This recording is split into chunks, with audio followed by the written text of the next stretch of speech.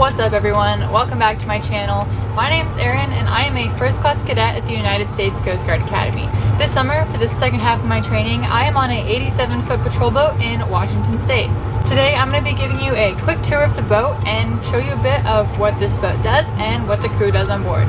But first, like this video, subscribe to my channel, and hit that notification bell so you don't miss when I post a new video.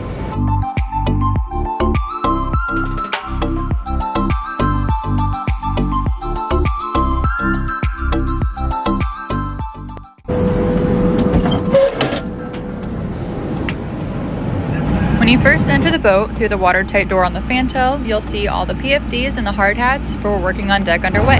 Then you come to the ship's office. Here you have a computer to maintain all of the logs, you have radios, and you have a lot of the law enforcement gear to do the LE mission.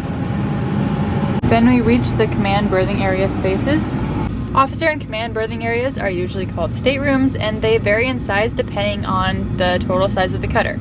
Same with crew berthing areas. They can range from 2-man berthings to like 20-something man berthings on bigger boats.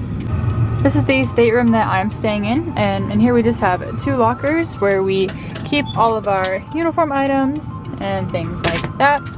We have our dry suits, and then this is what a rack looks like. It's a pretty small area to sleep, but some berthing areas are ranked 3 high, and this is only 2. I find it kind of cozy, you know? We also have storage underneath the racks where we can store our uniform and clothing items and anything else that we need. We have our own sinks and place to hang our coveralls, and that's pretty much it for a berthing area. We have 2 bathrooms on board. Bathrooms on Coast Guard boats are known as heads. And it's really important to be really especially careful with water conservation while you're underway, because a huge part of the endurance of a boat, the amount of time that it can stay out underway, is dependent on resources like water, like fuel, like food. Same with water conservation and the shower. Showers are pretty short when you're underway.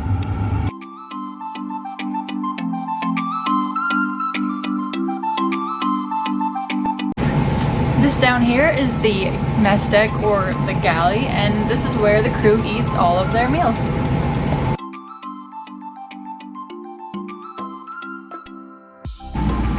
Next are the other berthing areas on board. We have a 4-man berthing up forward, and we have 2 more 2-man berthings near the other head and the other shower.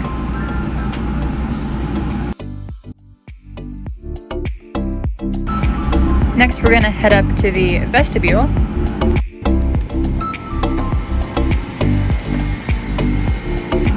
This is the barrier between the mess deck and the engine room, and in here you have things like the potable water tank, as well as the CO2 system for firefighting in the engine room if you need that.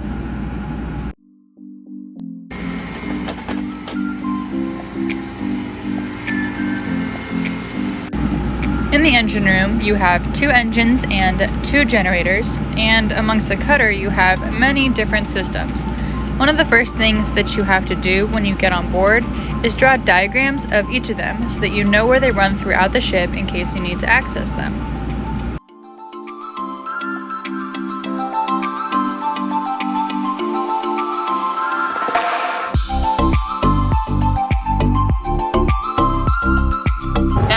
Back up on the bridge. This is where they drive the boat, they manage navigation, and they monitor all of the different systems on board.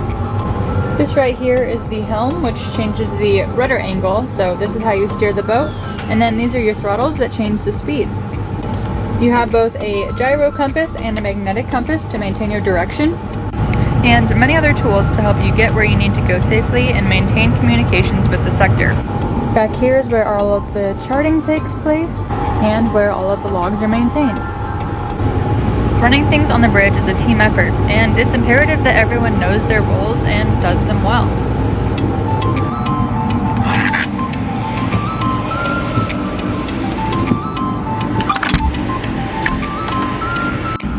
Back on the fantail, we have 2 life rafts in case we need to abandon ship. This is also where the small boat is kept.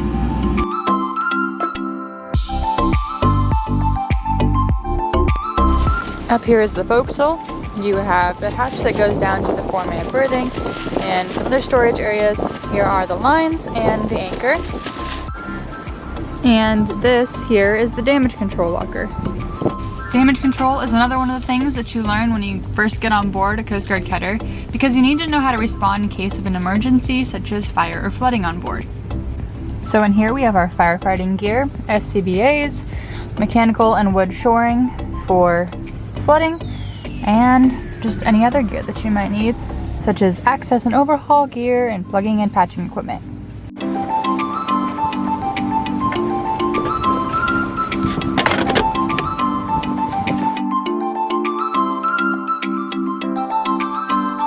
That's pretty much it for the tour. Now I'm going to tell you a little bit about the missions that 87-foot patrol boats do here in the Pacific Northwest. 87-foot patrol boats have an endurance of about 4 days. Here in District 13, patrol boats will usually go out and have an underway period of about a week, pulling in halfway through to replenish food, fuel, and water and discharge sewage. While underway, patrol boats will send the boarding team out on the small boat to make sure that boaters are following protocols set in place to regulate fisheries and maintain safety. Patrol boats also have a huge role in search and rescue. Upon receiving a SAR call, the boat will transit to the area and carry out search patterns if a person is missing and suspected to be in the water. Upon finding a person or persons in distress, the small boat will launch to rescue the people and bring them to safety. If the small boat recovers a person that is in critical condition, a helicopter has the capability to fly over the boat and send down a basket to get the victim to medical professionals as quickly as possible.